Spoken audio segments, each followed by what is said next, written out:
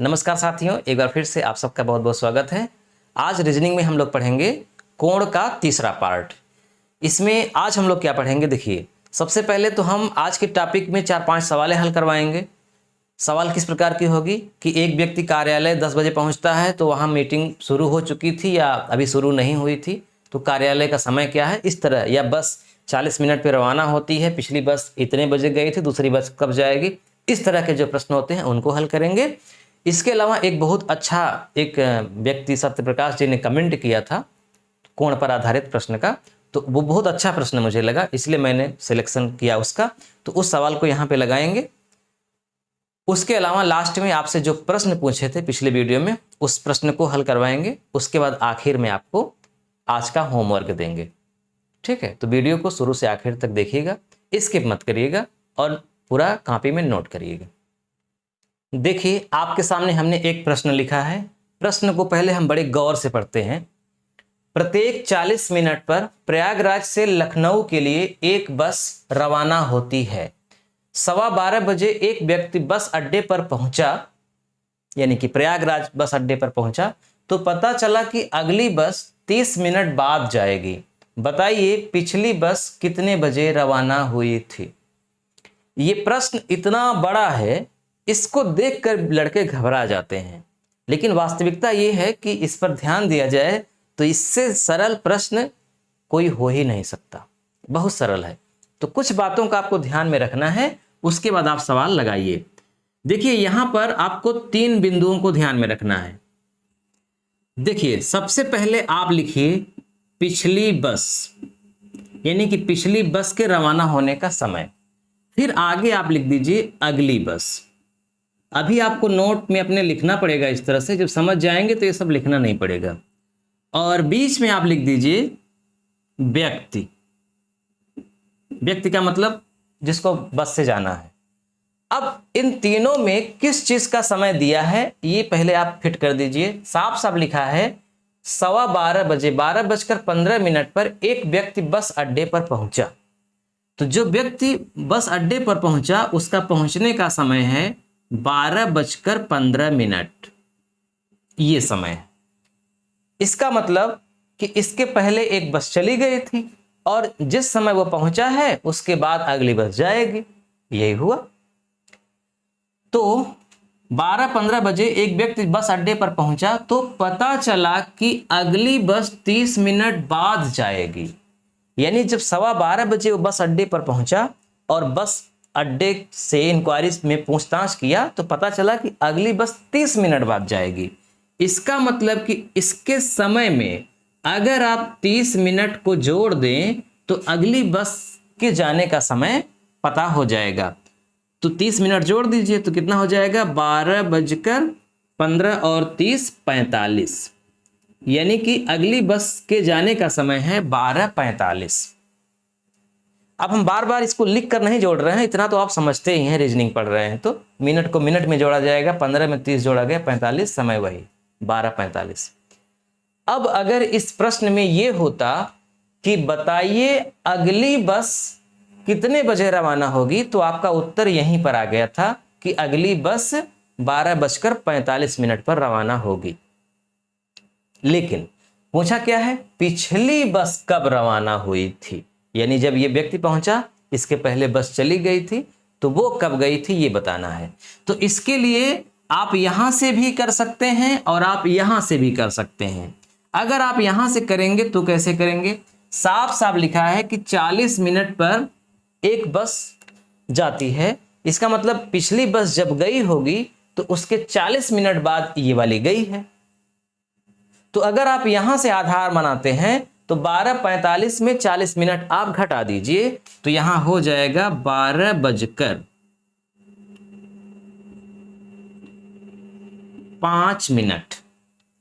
पिछली बस 12:05 पर गई थी, तभी तो अगली बस 12:45 पे जाएगी 40 मिनट के बाद। तो इससे आप क्लियर कर लिए। अगर आप इससे क्लियर करना चाहते हैं तो इससे भी हो जाएगा। देखिए 12:15 पर जब व्यक्ति पहुंचा तो पता चला कि अब 30 मिनट बाद अगली बस जाएगी और 40 मिनट पे जाती ही है, तो इसका मतलब जब अगली बस 30 मिनट बाद जाएगी तो इसका मतलब पिछली बस 10 मिनट पहले जा चुकी है, क्योंकि हम पहुंचे हैं अब तो 30 मिनट बाद जाएगी। इसका मतलब 10 मिनट बीत चुका है पिछली वाली को गए, तो हमारे समय में 10 मिनट को जोड़ दो, सॉरी घटा दो। तो 15 में 10 मिनट घटा दिया तो 5 मिनट आ गया। तो यहां से भी हो जाएगा और वहां से डायरेक्ट हो जाएगा। अब इसमें कुछ भी पूछे आप लगा लेंगे। पूछा है बताइए पिछली बस कब गई थी, आंसर दे दीजिए 12:05 पर। अगली बस कब जाएगी, 12:45 पर। उसके बाद अगली बस कब जाएगी, तो 12:45 में फिर 40 मिनट जोड़ दीजिए, जो समय आए वो होगा। इसके पहले वाली बस कब गई थी, तो इसमें से 40 मिनट घटा दीजिए। ठीक, बात समझ में आ गई? समझ में आ गई होगी, बहुत कठिन नहीं है। रीजनिंग का मतलब ही होता है जहां फार्मूला ना काम करे, जहां आपका केवल दिमाग काम करे। तो आप कंठस्थ कर लीजिए इसको और एक एक पॉइंट को समझिए कि पहले हमने क्या लिखा था, किस तरह से किया। ऐसे ही कुछ सवालें आप लगाएंगे तो आपकी आदत पड़ जाएगी।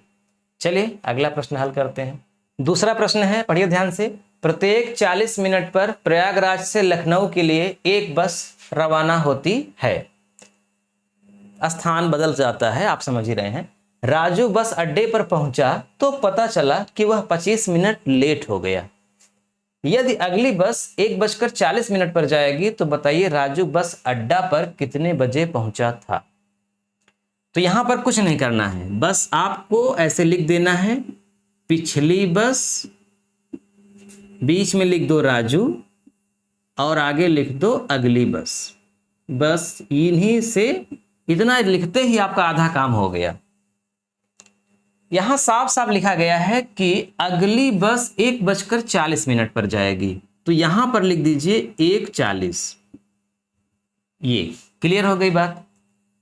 अब इसी से पिछली बस की बात क्लियर हो जाएगी कि वो कितने बजे गई थी, क्योंकि साफ साफ लिखा है कि प्रत्येक 30 मिनट पर बस जाती है। तो यहां पर जो अगली बस 1:40 पर गई है उसके 30 मिनट पहले पहली बस गई थी, तो 1:40 में 30 मिनट घटा दीजिए तो कितना मिनट हो जाएगा, मतलब कितना समय हो जाएगा, 1:10। आप समझ रहे हैं ना, हमने 40 मिनट में 30 मिनट को घटा दिया क्योंकि पिछली बस 30 मिनट पहले गई थी, तो पिछली बस 1:10 पर गई थी। अगर यहां पर सिर्फ इतना प्रश्न होता कि पिछली बस कब गई थी तो 1:10 आपका उत्तर आ गया। लेकिन यहां पर पूछा है कि राजू बस अड्डे पर कब पहुंचा। बस के जाने आने का समय नहीं पूछा है, राजू के बस अड्डे पर पहुंचने का समय। तो अब इन्हीं से बात राजू की भी क्लियर हो जाएगी। साफ साफ लिखा है कि राजू बस अड्डे पर पहुंचा तो पता चला कि वह 25 मिनट लेट हो गया। मतलब इसका क्या हुआ, इसका मतलब कि जो पिछली बस गई, पिछली बस को गए हुए 25 मिनट बीत चुका था तब राजू पहुंचा। तभी तो कहा जाएगा ना कि अरे भैया आप तो 25 मिनट लेट हो गए, 25 मिनट पहले बस चली गई।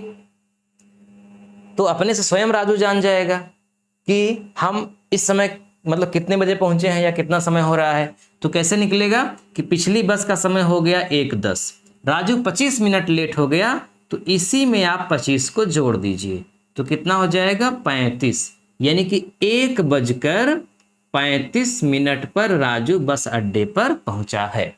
तो इस सवाल का उत्तर क्या हो जाएगा, 1:35। अगर यहां पे ये पूछ लिया जाए कि जब राजू बस अड्डे पर पहुंचा तो पता चला कि 25 मिनट वो लेट हो गया, तो बताइए कि अब कितने समय बाद अगली बस जाएगी। तो बस 5 मिनट बाद अगली बस जाएगी, क्योंकि 35 पर पहुंचा ही है, 1:40 पे अगली बस जाना है, 5 मिनट बाद अगली बस जाएगी, 25 मिनट पहले पिछली बस चली गई है। बहुत सरल है। आइए एक प्रश्न और लगाते हैं। चलिए तीसरा प्रश्न हल करते हैं। एक दफ्तर में बैठक होने वाली थी, अध्यक्ष महोदय 11:10 यानी 11:10 बजे पहुंचे। सचिव महोदय बैठक के समय से 20 मिनट पहले पहुंच गए। अध्यक्ष महोदय सचिव महोदय से 30 मिनट लेट आए। बैठक के शुरू होने का समय क्या था। यहाँ पर आपको 4 विकल्प मिलेंगे, उससे कोई मतलब नहीं है, आपको सवाल लगानी ही पड़ेगी, इसीलिए हम विकल्प नहीं लिखते। सवाल लगा लेंगे, जो उत्तर आएगा वो उत्तर है और क्या। यहां पर 3 समयों का जिक्र होना है। एक समय है सचिव के पहुंचने का, जो कि पहले पहुंचे हैं, अध्यक्ष जी बाद में पहुंचे हैं ना, यहाँ पे लिखा गया है कि 30 मिनट लेट आए अध्यक्ष। तो जो लेट आते हैं उसको आप बाद में लिखिए, जैसे बस वाले में जो बस पहले गई उसको पहले, जो बाद में जाएगी उसको बाद में। तो सचिव पहले आ गए थे, सचिव को पहले लिखा। दफ्तर का समय जो भी होगा उसको लिखेंगे बीच में, और बाद में यहाँ पे लिखते हैं अध्यक्ष के पहुंचने का समय। इन तीनों में समय क्या दिया है? अध्यक्ष महोदय के पहुंचने का समय दिया है 11:10। ये लिखा है अध्यक्ष महोदय 11:10 बजे पहुंचे। बचा इन दोनों का, तो इन दोनों का इससे बात स्पष्ट हो जाएगी। सचिव महोदय बैठक के समय से 20 मिनट पहले पहुंचे। तो अभी आप इस बात को क्लियर ही नहीं कर पाएंगे, क्योंकि आपको बैठक यानी कि दफ्तर में बैठक का समय पता ही नहीं है। तो आप इस सेंटेंस को अभी इग्नोर करिए और आगे पढ़िए। अध्यक्ष महोदय सचिव महोदय से 30 मिनट लेट आए, यानी कि सचिव जब पहुंचे थे उससे ये 30 मिनट लेट गए। इसका मतलब कि अध्यक्ष के पहले ही, आधे घंटे पहले ही, 30 मिनट पहले ही सचिव पहुंच गए थे। तो इसका मतलब कि अध्यक्ष वाले समय में आप 30 मिनट घटा दीजिए तो पता चल जाएगा कि सचिव कब पहुंचे थे, है ना। तो चलिए यहीं पर लिख के घटा देते हैं, आपको स्पष्ट समझ में आएगा। 11:10 से 30 मिनट को आप घटा दीजिए। कैसे घटाएंगे? ऊपर छोटी संख्या है तो आप थोड़ा थोड़ा करके घटाइए। पहले आप घटा दीजिए 10 मिनट। 10 मिनट जब आपने घटा दिया तो सीधा सीधा कितना आ गया? 11 बज गया। आपको 30 मिनट घटाना है, 10 मिनट आप घटा चुके हैं, तो अभी और कितना घटाना है? 20 मिनट। तो अब आप यहीं पे 20 मिनट और घटा दीजिए तो कितना हो जाएगा? 10:40 हो जाएगा ना भाई। ये उससे उधार लेगा, पूरा 60 मिनट हो गया, 60 में 20 गया 40, यहाँ बचा 10, 10 का 10 उतर आया। या आप यहाँ पे डायरेक्ट करना चाहते हैं अगर, तो देखिए डायरेक्ट भी कर सकते हैं। 11:10 में 30 को घटाना है तो ये इसको उधार देगा 60 मिनट, तो ये पूरा हो जाएगा 70, 70 में 30 गया 40, यहाँ बचा 10, तो 10:40। डायरेक्ट भी कर सकते हैं, डायरेक्ट नहीं करना चाहते थोड़ा थोड़ा करके भी कर सकते हैं। पहले 10 मिनट घटा दिया फिर 20 मिनट। तो कहने का मतलब कि 10:40 पर सचिव जी मीटिंग में पहुंचे हैं, ठीक है। और अध्यक्ष जी कब पहुंचे हैं? 11:10, वो तो लिखा ही है। अब आप पहली लाइन मतलब बीच वाली लाइन में आइए जो आपने छोड़ा था। सचिव महोदय बैठक के समय से 20 मिनट पहले पहुंच गए, यानी जब 11:40 पर पहुंचे तो इनको पता चला कि अभी मीटिंग तो शुरू ही नहीं हुई, शुरू होने में अभी 20 मिनट बाकी है, क्योंकि हम 20 मिनट पहले ही आ गए हैं। तो इसका मतलब ये हुआ कि 10:40 में अगर आप 20 मिनट को जोड़ दें तो हो जाएगा 11, करेक्ट 11। तो इसका मतलब दफ्तर का समय कितना है? करेक्ट 11 बजे। दफ्तर 11 बजे शुरू होगा। बैठक के शुरू होने का समय क्या है? 11 बजे। आपका यही आंसर है, 11 बजे। अगर आप एक बार सेंटेंस को और पढ़ लें तो और बात क्लियर हो जाएगी, तो आपको संतुष्टि मिलेगी कि हाँ हमने सही लगाया है। पढ़िए। एक दफ्तर में बैठक होने वाली थी, अध्यक्ष महोदय 11:10 पर पहुंचे, ठीक है। सचिव महोदय बैठक के समय से 20 मिनट पहले पहुंच गए। बैठक होनी है 11 बजे, पहुंच गए हैं 10:40 पर ही, तो यकीनन 20 मिनट पहले पहुंच गए हैं, ठीक है। सचिव महोदय अध्यक्ष महोदय सचिव महोदय से 30 मिनट लेट आए हैं, यानी ये अध्यक्ष महोदय जो 11:10 पे आए थे वो सचिव से 30 मिनट लेट हैं ही, क्योंकि सचिव 11:40 पे आए हैं, ये 11:10 पे आए हैं।